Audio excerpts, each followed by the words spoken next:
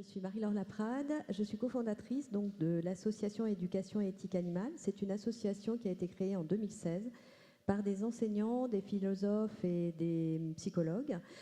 Cette association avait pour premier objectif d'intégrer la question animale dans les programmes scolaires, la question animale en tant que telle, alors que ce n'était pas le cas. Et maintenant, c'est fait avec la loi contre les maltraitances animales depuis novembre 2021.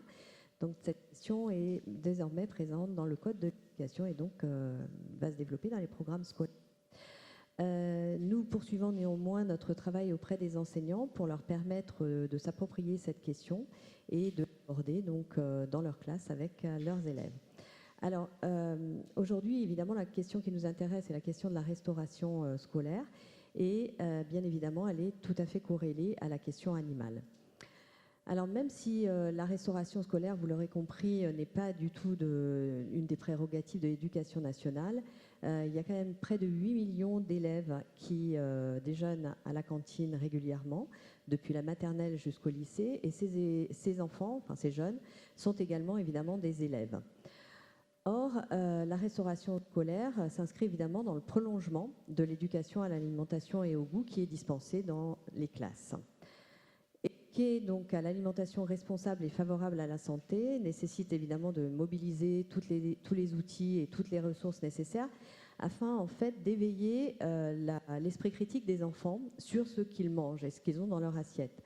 Il est évidemment important pour nous en tant qu'enseignants d'éveiller les enfants donc aux pratiques et aux modes de consommation. Et il est important de savoir donc ce qu'ils ont dans leur assiette et comment ces produits qui arrivent dans leur assiette ont été obtenus. Alors, le sujet de l'éducation à l'alimentation et au goût recouvre deux dimensions fondamentales. La première dimension, c'est celle de la nutrition. Alors, c'est celle qui est finalement la plus abordée en classe, les apports nutritionnels en relation avec une alimentation équilibrée et saine. Mais évidemment, il ne faut pas négliger non plus la dimension environnementale et éthique de l'alimentation.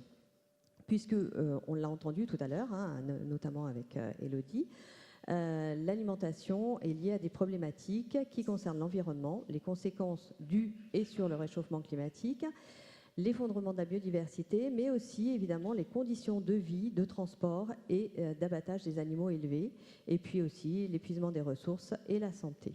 Il y a donc un réel enjeu à éduquer à l'alimentation en lien avec le développement durable. Une responsabilité individuelle et collective est alors engagée et mobilise alors les citoyens d'aujourd'hui que sont donc les enseignants, les formateurs, les parents également des élèves et les futurs citoyens que sont donc les élèves. La nutrition et l'alimentation sont des sujets qui sont bien présents dans les programmes scolaires depuis le cycle 2 de l'école élémentaire jusqu'au lycée.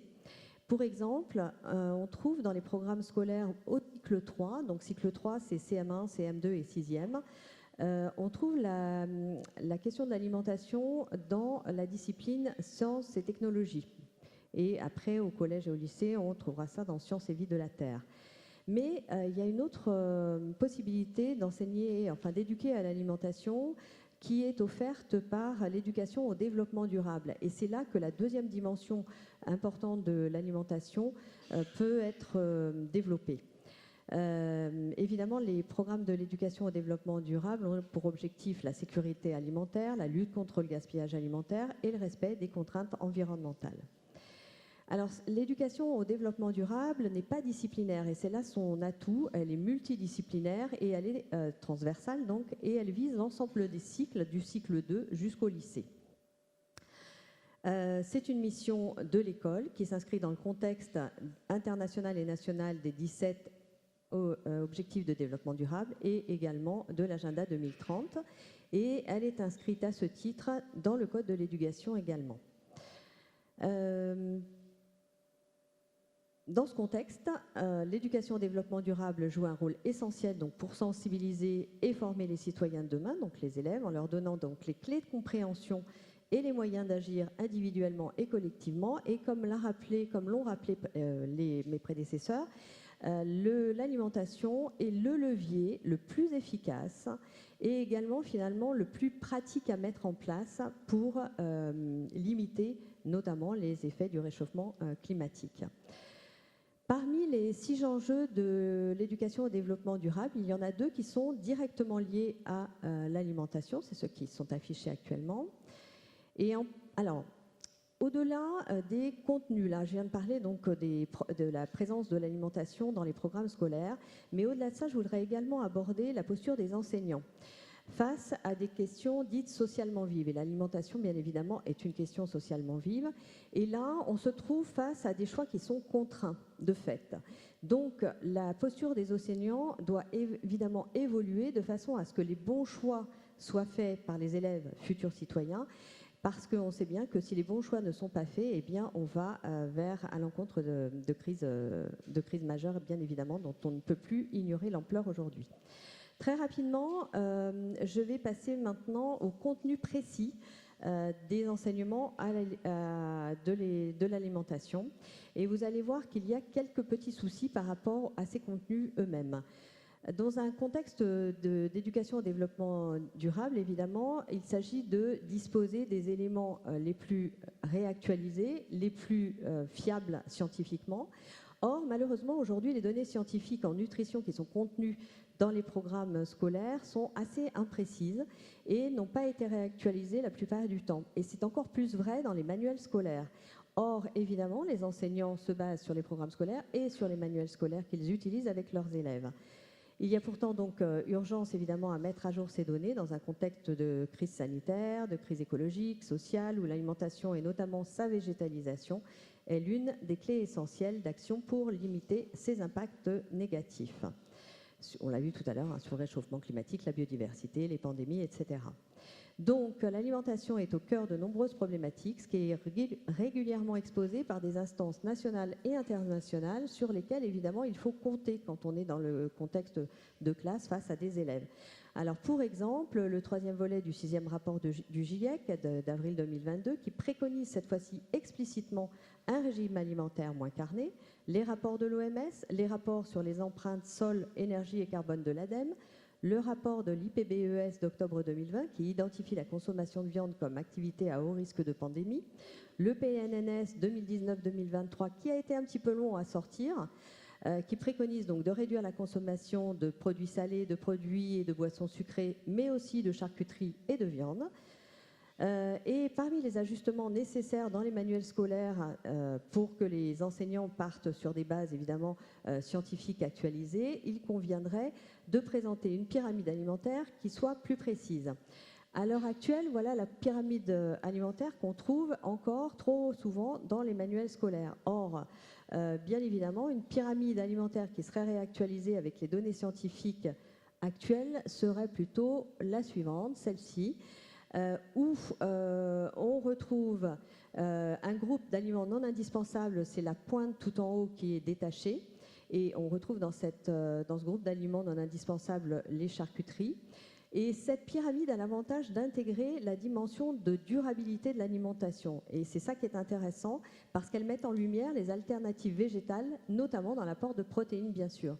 C'est-à-dire que là, les protéines, ce n'est pas simplement les produits laitiers, la viande et le poisson, mais on voit bien présentes les légumineuses, notamment comme alternative végétale.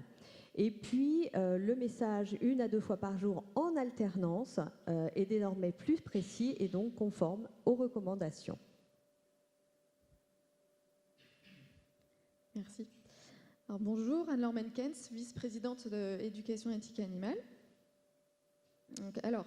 La formation des différents acteurs sur la nutrition et l'alimentation est absolument fondamentale pour toutes les raisons qu'on a vues précédemment.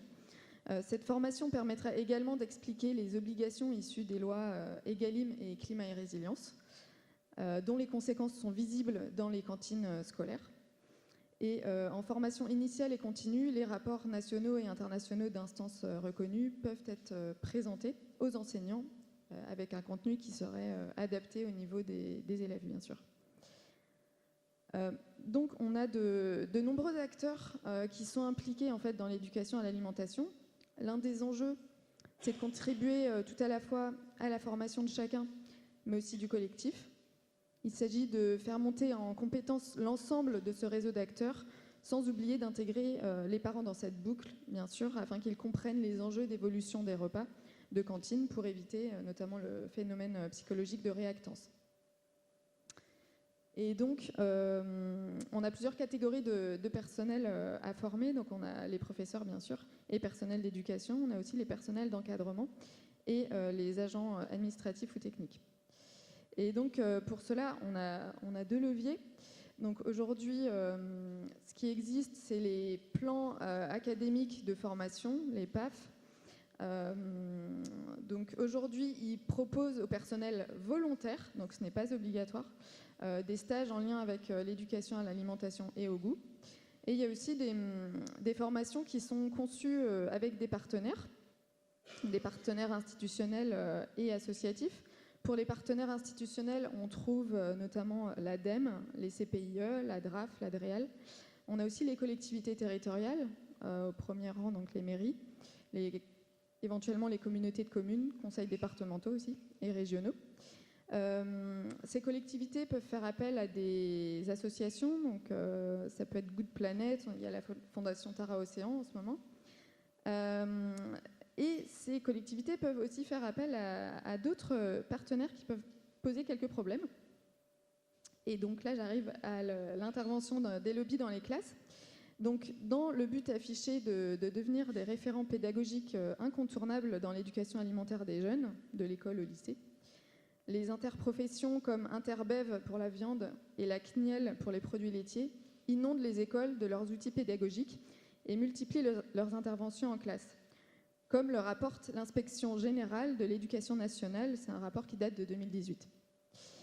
Et donc, on a des kits ludiques et gratuits vantant leur intégration donc, dans les programmes scolaires et qui sont largement diffusés aux enseignants. Et donc, feignant de suivre les recommandations de santé publique, ces lobbies omettent à dessein de préciser que le PNNS conseille à toute la population de réduire la consommation de viande et de charcuterie. Donc, outre la désinformation sanitaire, le lobby de la viande, notamment, vante la filière viande française, présentant l'élevage comme utile à la biodiversité et au stockage du CO2, et l'image d'Épinal du bien-être des animaux, allant à l'encontre de nombreux arguments scientifiques internationaux et nationaux disponibles. Ici, on a Danone, l'Institut Danone, qui dit, je cite, « Le programme Clémentine a pour but de sensibiliser et de former les animateurs et les agents de restauration intervenant auprès des enfants pendant le repas, afin d'améliorer leurs pratiques et accroître leur bien-être ainsi que celui des enfants. Aversion alimentaire, bruit, composition des tables, comportement des adultes sont autant de facteurs sur lesquels nous pouvons agir pour améliorer la prise alimentaire des enfants. Elle est aujourd'hui disponible gratuitement pour les communes qui en font la demande auprès de l'Institut Danone France. » Voilà. On trouve aussi, là c'est un exemple, c'est un programme Educalim qui a été financé en partie par donc, l'entreprise Fleury Michon. On a la e-communauté, c'est en quelque sorte le réseau social des agents territoriaux qui diffusent des formations, des informations donc par les lobbies. Et on a ici un exemple plus flagrant, puisqu'il s'agit ici d'une incitation à la vente de produits par les écoles, en l'occurrence des saucissons. Voilà. Donc d'un point de vue déontologique, il nous paraît absolument inacceptable que des intérêts privés puissent exercer leur influence dans les écoles publiques en incitant à la consommation les plus jeunes, public cible captif et futurs consommateurs facilement influençables. Cela paraît également, évidemment, contraire aux règles juridiques de déontologie applicables aux fonctionnaires. D'autre part, les enseignants devraient pouvoir accéder exclusivement à des outils pédagogiques proposés par l'Éducation nationale, strictement construits à partir d'éléments scientifiques rigoureux et non liés à des intérêts privés. Et donc, depuis plusieurs années, notre association demande l'interdiction de toute intervention des organisations professionnelles dans les écoles. C'est à l'État de prendre en charge la création d'outils pédagogiques de haute qualité et en adéquation avec les impératifs de la transition écologique. Un apprentissage scientifique actualisé en nutrition et une éducation à une alimentation saine et soutenable sont des préalables nécessaires à toute évolution raisonnée de l'alimentation.